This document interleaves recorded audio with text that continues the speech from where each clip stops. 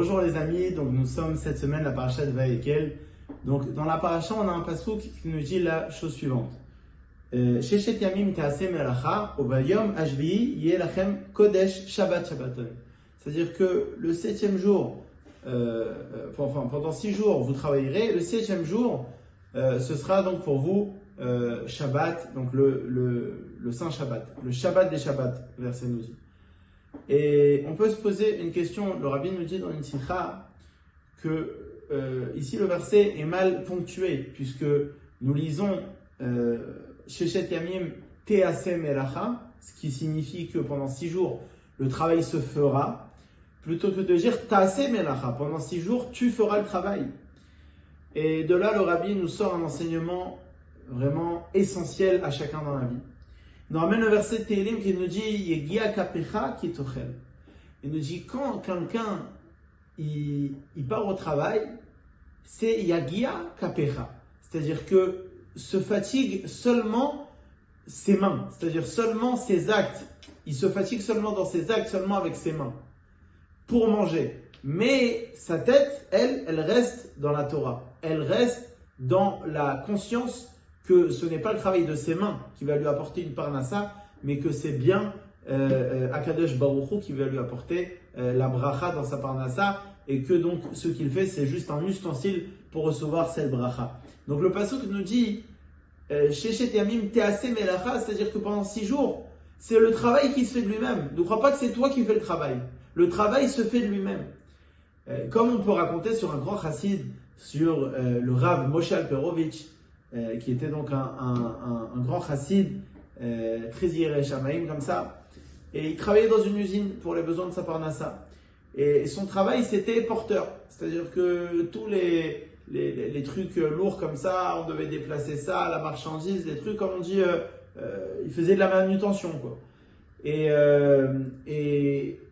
vraiment, c'était quelqu'un qui avait une très grande crainte du ciel, à tel point que il prenait même pas, des fois, pour parler à ses collègues, même pas 2 minutes, même pas 5 minutes, de peur de voler, de voler du temps qu'il doit en fait à son employeur, et donc pour ne pas transgresser donc l'interdit de voler. Et son employeur donc voit que c'est quelqu'un de très sérieux, de vraiment à qui on peut faire confiance. Il lui dit regarde, Reb Moshe, ce que je te propose pour que tu avances dans l'entreprise, c'est qu'on va te payer une formation.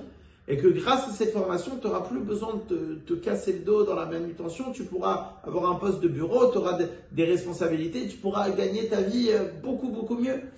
Et le Rav Alperovitch, il a répondu « Non merci, c'est très gentil, mais ça ne m'intéresse pas. » Il a dit « Mais attends, comment? C'est une œuvre de rêve ce que je te propose. » Oui, c'est vrai. Mais là, c'est vrai que je porte et c'est vrai que c'est fatigant. Mais il n'y a que mes mains qui se fatiguent, il n'y a que mon corps qui se fatigue.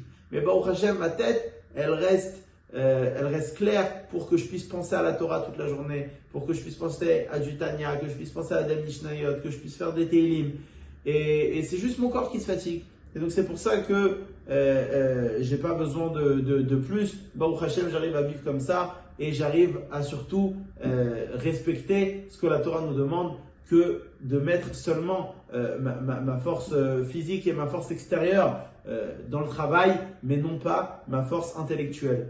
Et on raconte aussi par exemple sur un directeur d'usine de chaussures qui a été voir le Rabbi Marash. Il lui a raconté tous ses problèmes dans l'usine, et les employés, les fabrications, et les exportations, etc. Et le Rabbi Marash lui a répondu quelque chose de connu, tout simplement qu'il avait déjà vu des pieds dans des chaussures, mais qu'il n'a jamais vu une tête dans des chaussures. Il lui a dit, mon ami, toi, ta tête, elle est dans tes chaussures. Tu penses qu'à ça, tu es préoccupé par ça, tu dors pas la nuit à cause de ça. Mais sache qu'un juif, il ne doit pas être préoccupé par sa parnassa. C'est vrai qu'il y a une ishtadlut à faire, mais il faut savoir que c'est juste l'ustensile pour recevoir la bénédiction d'Hachem. Comme on voit, c'est pas forcément parce qu'on a fait des études d'avocat qu'on est riche. Il y a des avocats riches, des avocats pauvres. Il y a des médecins riches, il y a des médecins pauvres. En revanche, il y a des gens qui n'ont jamais fait d'études et que eux, ils ont des affaires dans le monde entier.